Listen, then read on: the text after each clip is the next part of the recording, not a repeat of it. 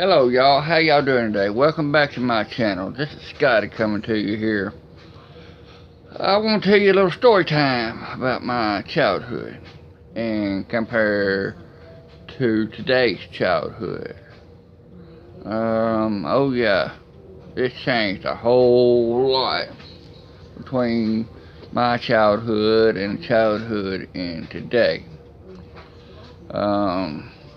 Well, in this day and time, there's so much going on that you really don't want your children to be outside playing a whole lot by themselves. So, trying to get y'all set up here. So, yeah. You don't want a child to go outside nowadays. You don't want them to go over their friend's house because you don't know what they're going to meet between here and there, or there to here. So, and there's so many sex predators out there. Back in the 80s when I was growing up, when a street light comes on, your butt better be at home. You don't want mom and daddy to come out looking for you. Unless you're staying all night somewhere, and then they know exactly where you're at. I did stay at nights over a few friends' house, and you know, I did everything kids could do. I was an outdoors person. I loved to be outside. I could not be in a house. You know, the weekend, you know, the cartoon comes on and stuff on Saturdays and Sundays. I might have watched a little bit of it in the mornings when I first got up. But when I was able to go outside, I'd went outside. I don't care if it was 110 degrees outside. I didn't care if it was 5 degrees outside. I want to go outside and play. That's the way I was back in the day. Like I said, street light comes on, you better be at home and you better be in the house.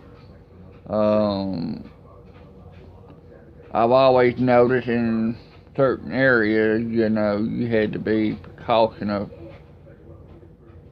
how things were because there was a lot of drug dealing. And when I say drug dealing, most of the time back then there wasn't nothing but two types of drugs that I could tell you. And that's dope and marijuana. Well, marijuana, same thing as dope, but cocaine. Those are the two biggest issues right there. There was nobody really wanted to go around and pick up little children and stuff back then, or at least that I heard of anyway. The sex trafficking thing started in I guess about mid-90s, I guess. Early 2000s, I guess, when they brought that up.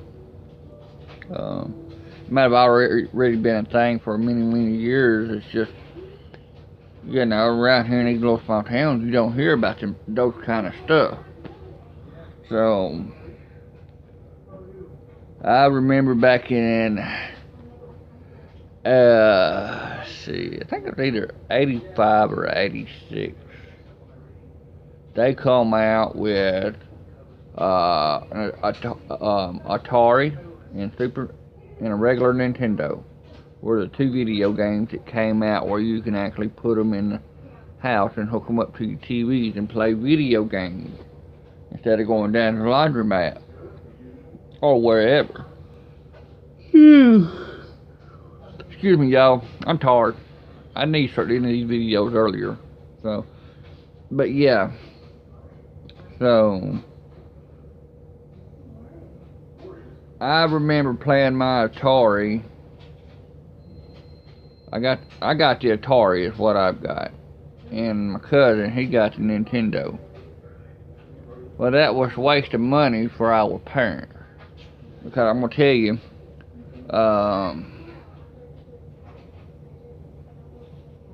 we got it Christmas is when I got my Atari. And I had it over at my uncle's house because that's where we had our Christmas set, was at my uncle's house. I think we was staying with him at that the very time. They bought me that Atari, so we plugged it up. I played with it for... Me and him stayed on it that very first night. One of the first racing games we got with it was the old race car game. We stayed up till 1 o'clock in the morning playing that thing. We was playing and playing and playing. And the next day, I remember waking up, going in there and playing it. But about 2 days after playing it and stuff, I done got used to it. Of course, games were just starting to come out. And so they didn't make a whole lot of games like they do now. So, it got old quick. We went outside, and I'd go out and play in the dirt and rode 3-wheelers, because we didn't have 4-wheelers back then. We had 3-wheelers. I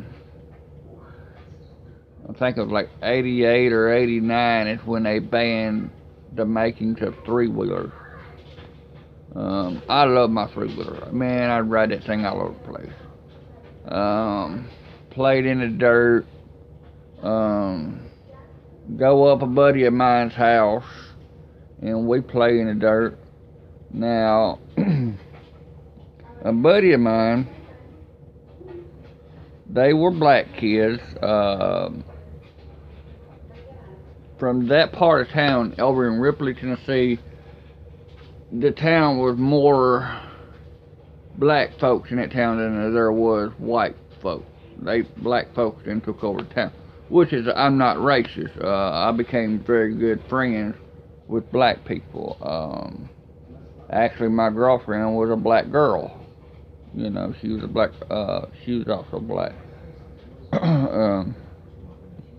We'd go down to his house, and we'd go out and play in the dirt and rode bicycles up and down the road.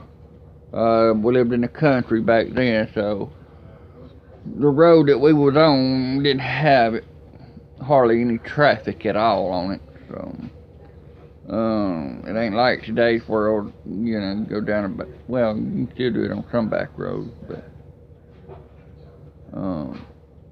we had a good time back then.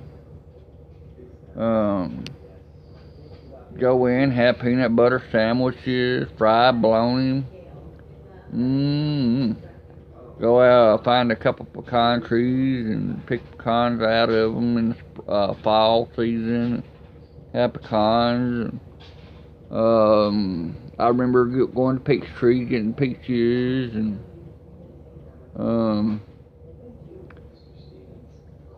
it was not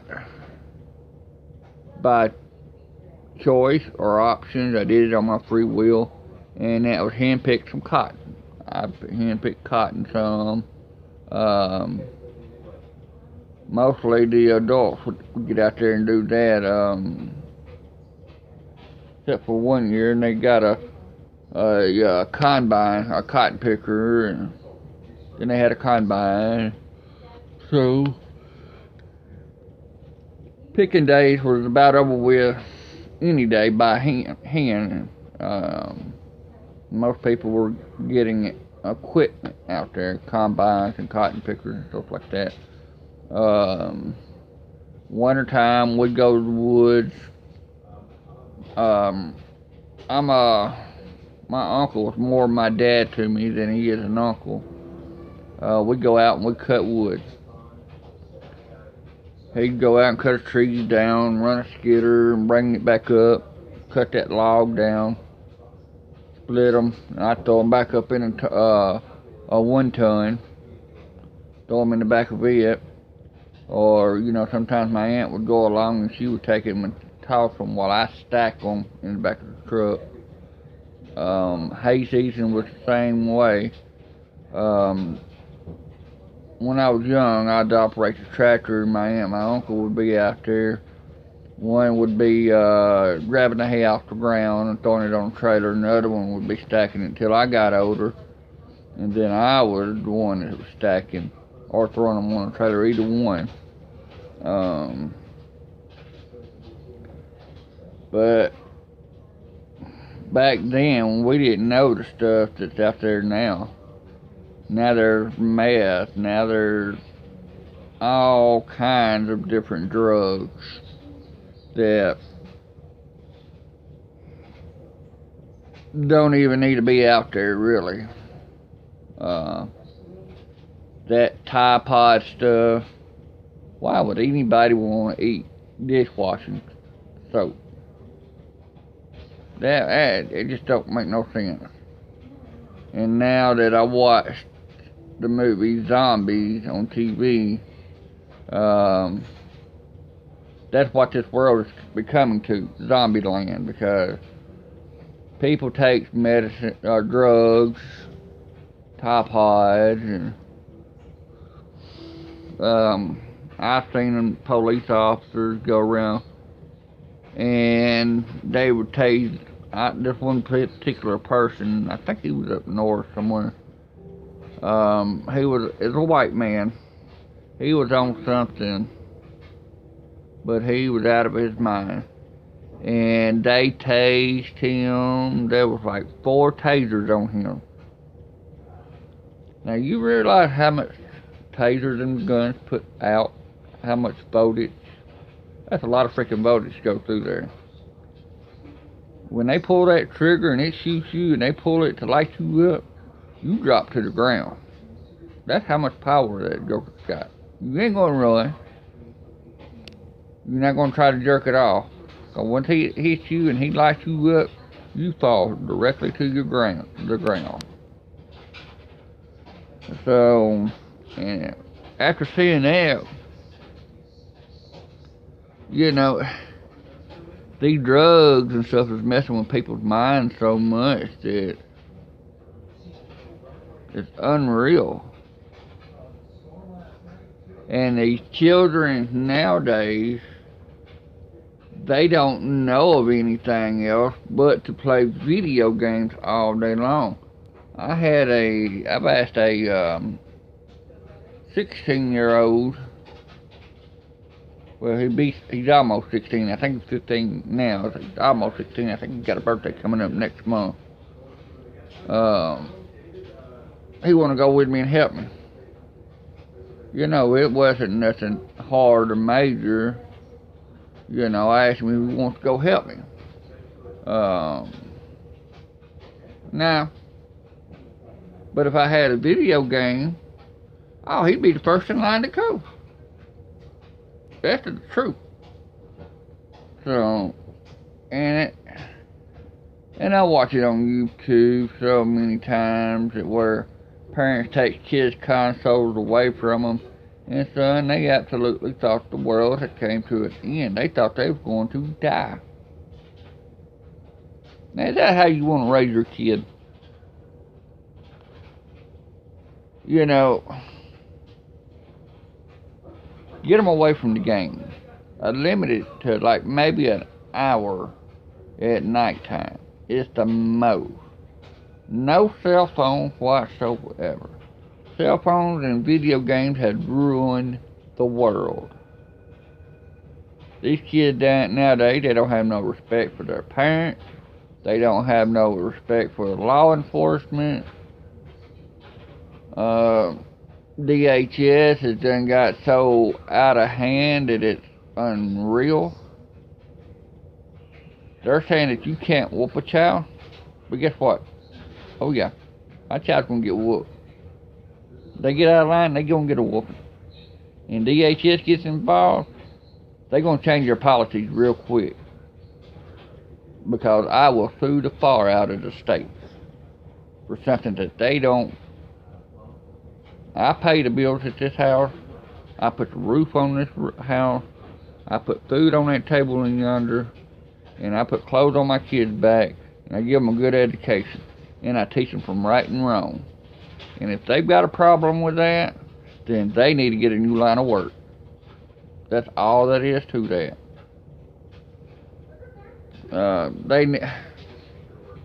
And I can understand the parents' frustration now because there's this thing called trafficking Well, I don't know how you would ever say it. I mean, I guess you would call it sex trafficking. People pulled up in vans and cars and trucks and try to get your kid to get in with them, and boom, they're gone. You won't see no more of them unless you find them dead somewhere. They're used for sex trafficking. They do it at a young age. I guess after so long it washes their mind clean, and that's all that they know. And I've got a problem with that. But that's where law enforcement and FBI's and TBI's and all of them has to be involved in that. And then, of course, if you do find your kid, it's going to be months and months of Quinco therapists and rehab, because they've done been brainwashed into this sex trafficking thing that we got to get them away from that. We didn't have all that stuff when I was growing up. I think we did have it. You just didn't hear so much of it because it was I don't believe it ever was a thing until late 90s, early 2000s. So, but my childhood was good, you know. I lost my virginity of when I was 15 years old, and yep, it was to a black girl. So,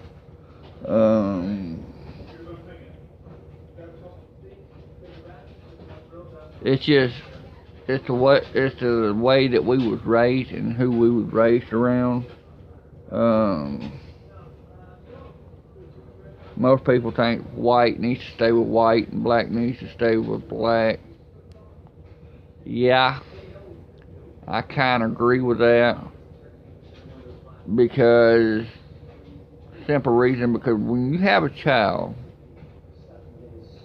a white woman had a child from a black man, that baby's gonna come out black. It's not the baby's fault. And there's nobody to blame here. Love is love. But you've got so many people around here that likes to bully. Oh yeah, there I go with it, the bully word. When your child starts to school, and I remember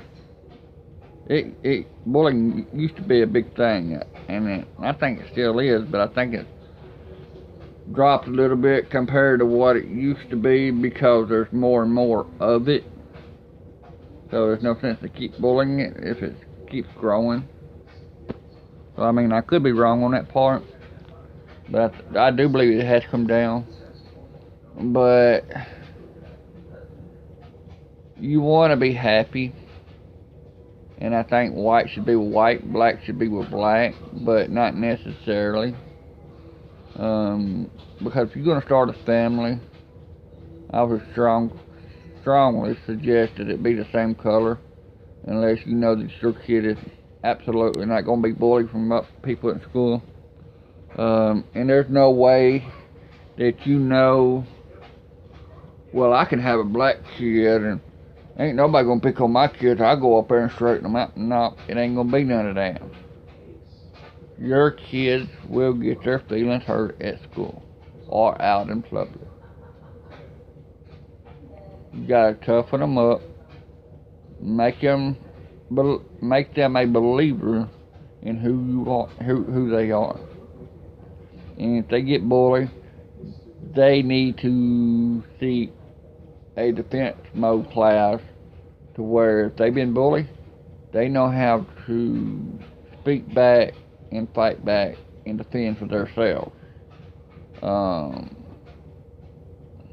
It's just the way it is. So, now I've never been bullied in school, and I don't want nobody else to be bullied in school. I got along with everybody. Everybody got along with me. Yeah, there were a few fights in school. I did. There's been a few fights that I picked. There's been a few fights that came on me. Sometimes you get your butt whooped, sometimes you don't. So, in this world, day and time now, you fight somebody now, and you beat them up. First thing they want to do is run and reach for a gun. And then they start shooting people. That's the wrong thing to do right there. It's not the gun control. It's stupid people with stupid guns that they ain't got no business with them begin with. You know, I've got guns, but it doesn't mean that I'm going to go over here to my neighbor and start a fight with him, and then he beats me up and he wins. I'm going to come back and get my gun and go over there and shoot him. It doesn't work that way. It don't work that way. Oh well, he's a better man than I am. I just got my ass whooped. You know, maybe he caught me off on guard on a lick or two or something. I don't know. But that's the way it goes. I mean, you gotta learn to take it, and try and quit reaching for guns all the time.